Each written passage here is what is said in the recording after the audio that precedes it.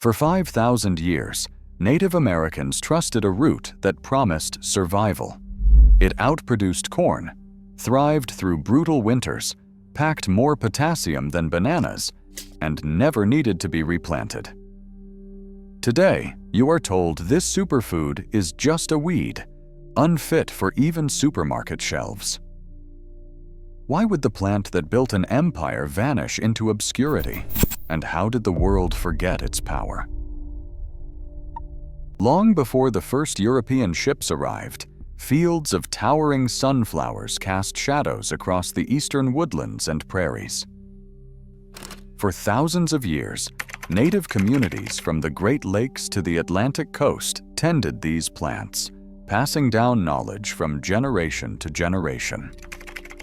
The root they prized, Helianthus tuberosus, grew in dense, sprawling patches, never needing to be replanted, always returning each spring. In village gardens, these sun roots thrived alongside beans, squash, and tobacco, woven into the rhythms of daily life and seasonal migration. Hunters carried dried tubers in pouches, traders hauled them along river routes, and families stored them through the coldest winters, relying on their resilience when other crops failed. Names for the plant echoed across languages. The Cree and Huron called it askipaw or skibwan, the raw thing, eaten crisp from the earth. Along the Atlantic, Algonquian-speaking peoples knew them as sun roots, a name that would later twist its way through colonial tongues. Every patch was a living memory, cultivated by hand, shaped by fire, and expanded by careful stewardship. These roots were more than food. They were a perennial promise that the land could provide, even when the world changed around it. In July 1605, Samuel de Champlain stepped ashore near present-day Cape Cod. He found Abenaki fields bursting with vines, pumpkins, and a root unfamiliar to him. He wrote, "We saw some roots which they cultivate, which have the taste of artichokes." That taste, new to European palates, would soon cross the ocean. But in that moment, Champlain was only glimpsing what native farmers had known for millennia, a plant that needed no permission to flourish and no help to endure. A single sunchoke plant can yield anywhere from 3 to 6 pounds of tubers in a season, spreading quietly underground through a network of rhizomes. This perennial system means the crop returns every year without replanting, a trait that set it apart from annual staples like maize or potatoes. In early field trials, patches left untended still produced abundant harvests for decades, with no need for fertilizer or irrigation. On a larger scale, documented yields routinely reached 15 to 25 tons per acre, and some Oregon studies recorded peaks as high as 32 tons, more than triple the output of corn and surpassing even modern potatoes. What made this possible was the plant's biology. Sunchokes grow tall, often 6 to 10 feet, their sunflower heads tracking the sun across the sky. Below ground, their rhizomes form dense mats that crowd out competing weeds. Scientists recognize this as allelopathy, where sunchokes release compounds into the soil that inhibit the germination of other plants. The result is a self-sustaining patch that needs almost no maintenance. Even the harshest winters rarely threatened these roots.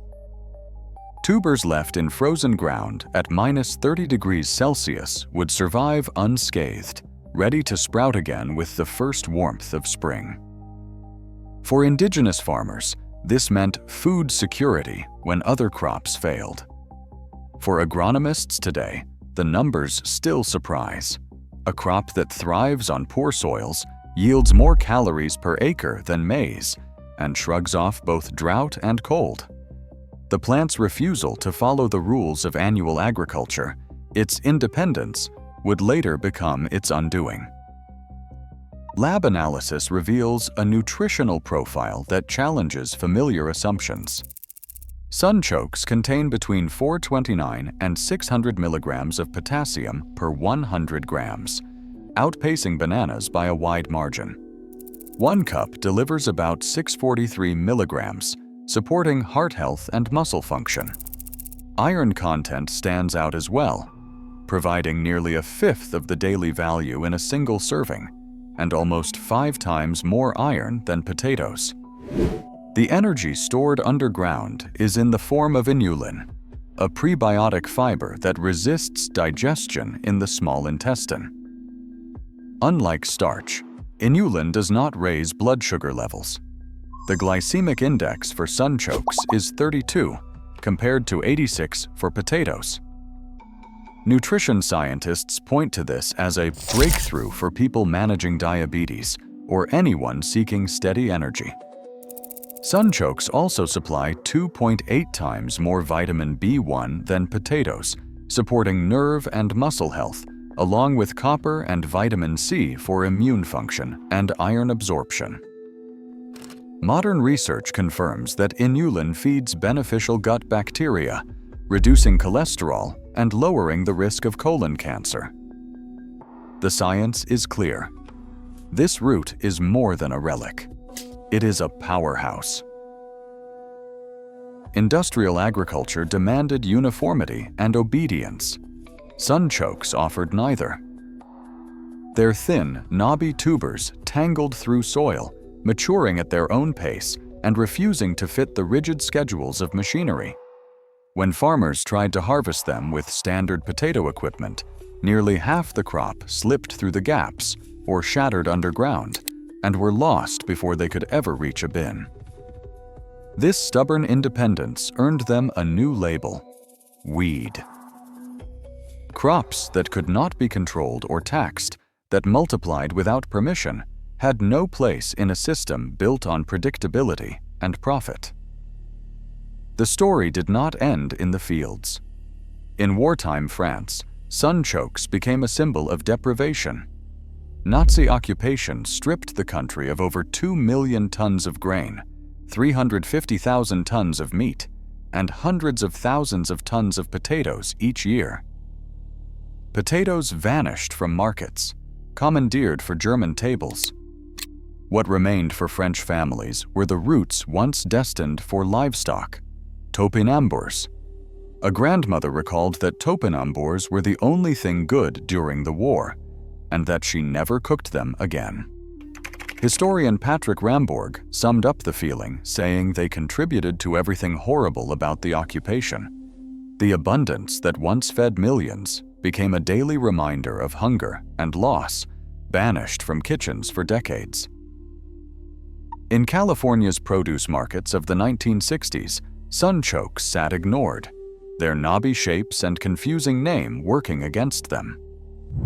Frida Kaplan, a produce wholesaler known for turning oddities into trends, saw potential where others saw a nuisance. She dropped the misnomer Jerusalem artichoke and rebranded the tuber as sunchoke, trademarking the name in 1980. With a new name and recipes printed on bright packaging, sales soared 600%. Chefs in San Francisco grabbed hold, slicing the roots raw into salads for their nutty crunch or slow roasting them to a creamy finish. Gourmet restaurants began charging $10 a pound for what was once livestock feed. But the excitement came with a warning. Sunchokes' inulin content, a boon for diabetics, proved a trial for the uninitiated.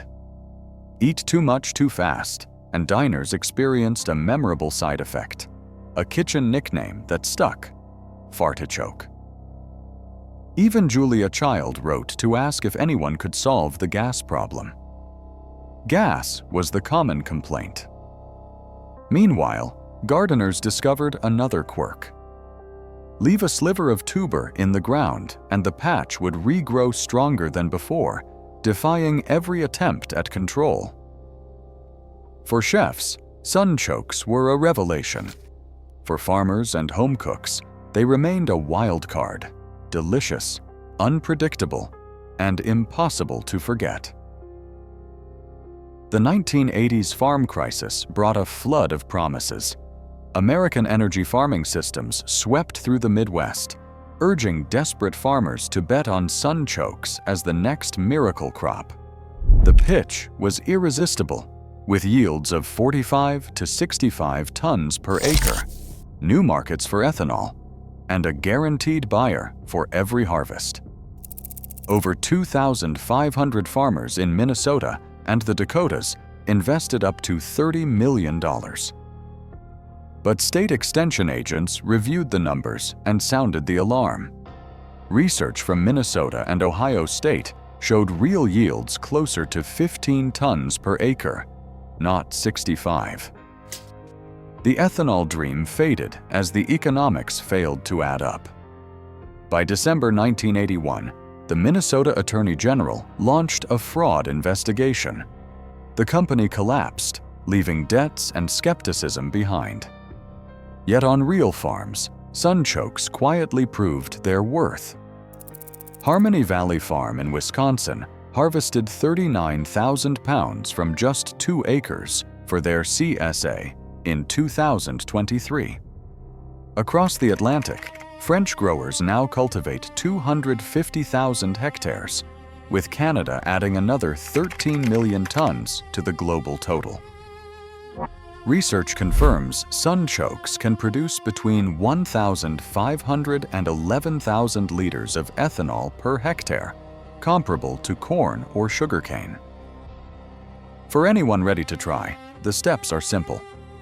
Plant tuber pieces 4 to 6 inches deep in spring, space them 2 to 3 feet apart, and harvest after the first frost. No fertilizer required. Seed tubers are available from Baker Creek, Fedco, and specialty nurseries, or can be wildcrafted in 45 states. The lesson is clear. Ignore the hype, trust the data, and let the plant do the rest. Industrial agriculture still shapes what ends up on our plates and what gets erased. While Sunchokes thrive in neglected corners, their nutritional edge remains overlooked. In a world facing food insecurity and chronic disease, calling this root a weed is not just history, it is a choice we are still making. What would you choose? If you're ready to reclaim what your ancestors knew, make sure you subscribe for more. We're just getting started.